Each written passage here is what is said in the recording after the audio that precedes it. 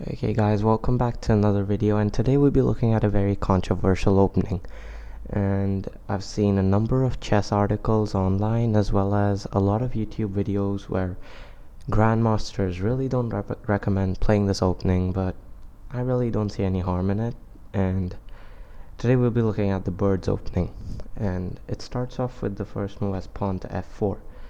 And what this actually does is, as you can see, usually you'd play e4 or d4, and the reason white plays f4, he really doesn't reveal his intentions immediately because most people don't know how to play against this, because they usually expect the normal e4, d4, or knight f3, and that's why it also triggers a lot of theory enthusiasts when they see this move.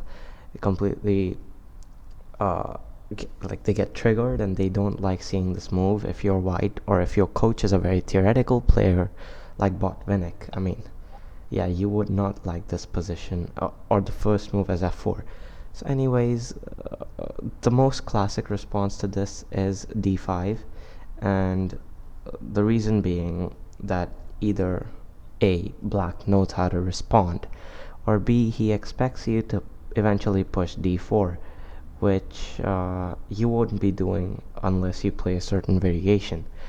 So he plays d5, and now you play the move knight to f3. Black here has two options actually. He doesn't have a lot of options. I mean, obviously you can play c5, you can play knight c6, but the two main options he has is either knight f6 or g6. And g6 is usually the main line, and it's the most played with black, so we're gonna see that one first. And after g6, again, you have two options. You can either play the e3 setup, or you can play the g3 setup. And this is also holds the same for knight to f6.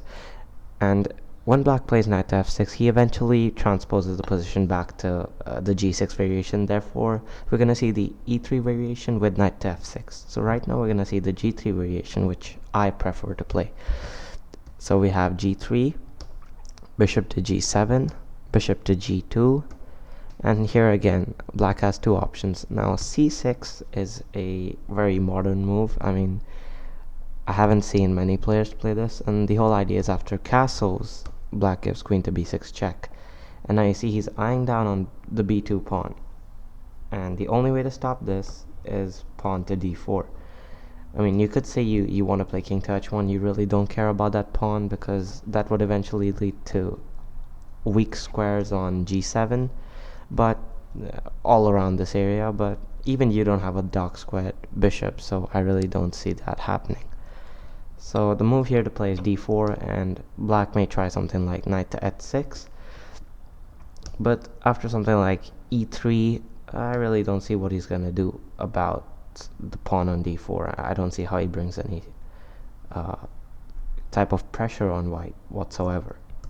So if black does not play c6, he'll play the knight f6 variation, which is what we get transposed into, and white plays castle simply, black castles.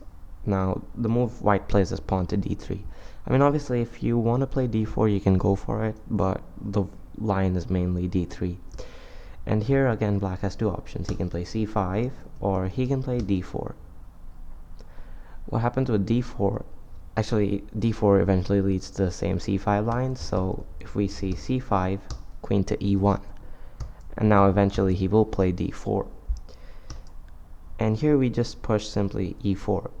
I mean, it just gets a close Sicilian variation, and black really doesn't have anything to do. I mean, you have a perfectly developed position, castled king, and you have the center back, and he has a very odd position with with these two squares under your control. I mean, you can always go knight to a3, and you can go knight to c4. It's in your control.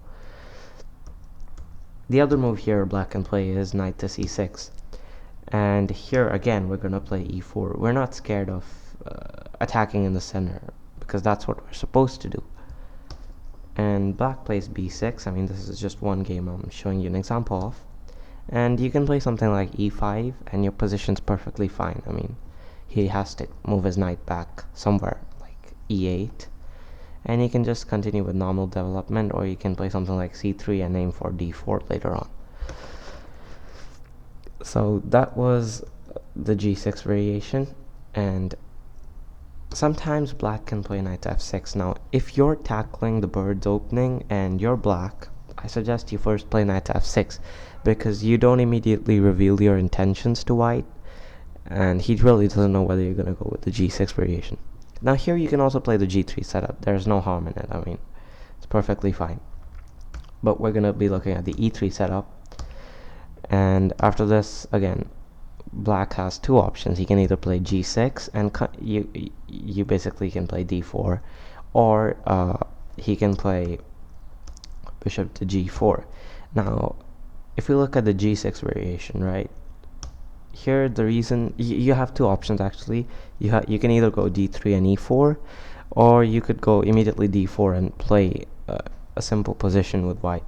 But this is what theory suggests, but I think you can still go with the normal b3 variation, where even after bishop to g7 you go bishop to b2, and after castle you can either go bishop to e2 or you can go bishop to d3, and there's really no problem for white in this case. But theoretically they suggest you either go d4 or you go d3 and then try to push e4. So that's why I suggest, even if black does play knight to f6, you don't go for the e3 variation, because if you're, let's say, a beginner and you want to surprise any player, there are a lot of variations with e3. Anyways, the other move is bishop to g4, and here we just play the simple move b3. We're not considering the pin as a threat as of now. And after a move like knight to d7, we play bishop to b2 to stop pawn from coming to e5.